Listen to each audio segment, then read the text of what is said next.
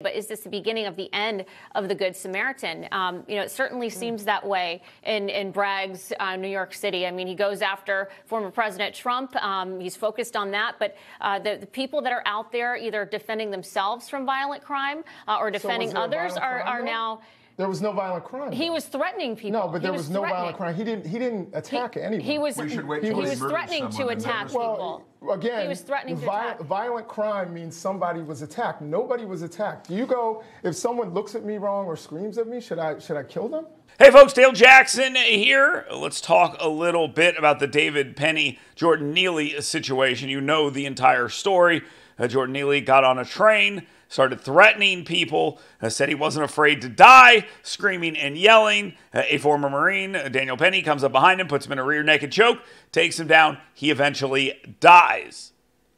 Now, that's the simple version of the story. Now we get to the more complicated part. Was it justified? Was it murder? And it looks like we got people screaming at each other about it on cable news.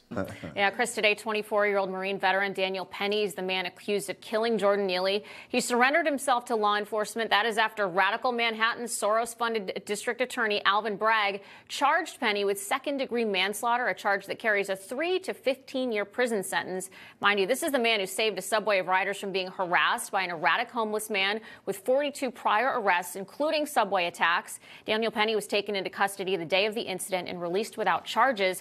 Only after liberal activists descended upon the streets of New York over the past week did this charge come 11 days later. Now, not only does this seem politically motivated, but is this the beginning of the end of the Good Samaritan?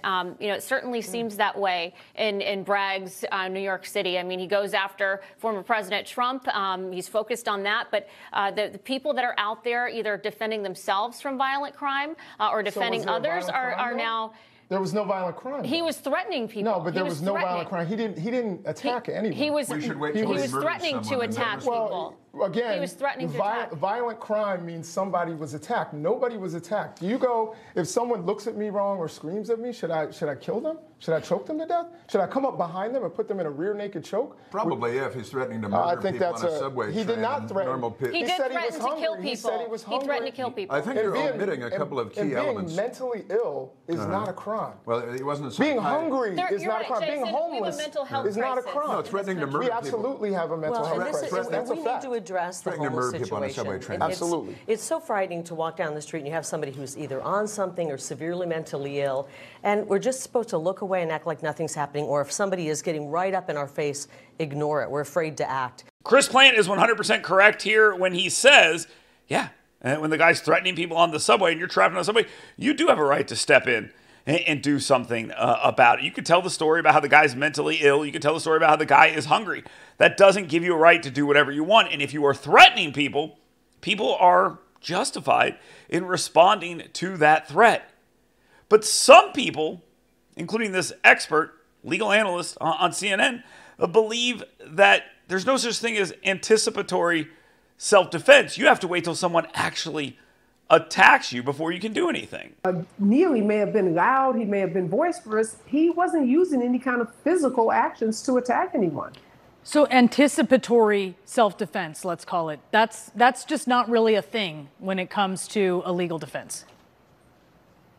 No, and think about that. That says anytime that someone yells or makes a movement, you could then claim, I was so afraid that I needed to use physical force. And in this case, what's so disturbing, Brianna, is not only did Mr. Penny put Mr. Neely in this deadly chokehold, but he continued to have him in this maneuver even after Mr. Neely stopped moving, after he pretty much was listless in the arms of Mr. Penny. Very disturbing. We don't want individuals on subways taking the law into their own hands. They can't be judge, jury, and executioner.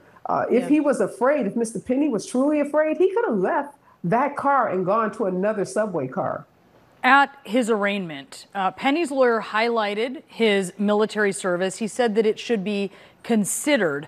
I wonder what legal bearing you think that should have, especially, I sort of wonder as a military-connected person, knowing that if anyone is aware of what you can and cannot respond to with lethal force, it should be someone who is in the military. Absolutely, Brianna. I think the military piece is going to play in the favor of the prosecutors because they're going to be able to argue that this is someone that had training about how lethal that chokehold could be. And he knew that he could cause bodily harm, if not death, to someone by using the chokehold. And I think there's testimony out there where one of the individuals on the subway was yelling to Mr. Pitty, you know, that's a hell of a chokehold, or something to suggest that he was using a level of force that was not reasonable. And that's what this case really comes down to. Was that level of force necessary, and was it reasonable? And based on all of the reports to date, it does not appear that that level of force was necessary or reasonable. Thus, I don't think the self-defense defense is going to weigh heavily in this case. This, of course, is nonsense. If you are standing in a room with somebody and they pull a gun out, you don't have to wait till they shoot somebody before you react. And if we are living in a world where that is necessary, self-defense as a whole is done. People are now going to sit back and allow bad things to happen before they do anything. And that is not good for anyone. Jordan Neely's death is tragic. Okay, it is. There's no question about that. However, it's also justified. Okay, he cannot get on this train and say he's not afraid to die. He'll go to jail for a long time. And we know this. We have video of the event happening before. We have video of the event happening. We now have video of the event afterwards. This man was not trying to kill him. He was trying to restrain him.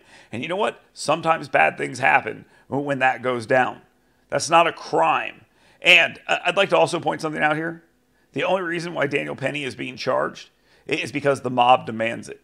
The media mob, the mobs in the street, etc. They demand it. And we're seeing more and more of this. And it's a real problem because there's a history in this country and around the world of people taking justice into their own hands and demanding that people either be charged or handed over to the mob for justice to be metered out. That's what we're asking for now. Alvin Bragg taking a poll essentially before he decides what he's going to do is a real problem for the justice system. And New York has a lot of problems with their justice system right now. And this is only going to make things a lot worse.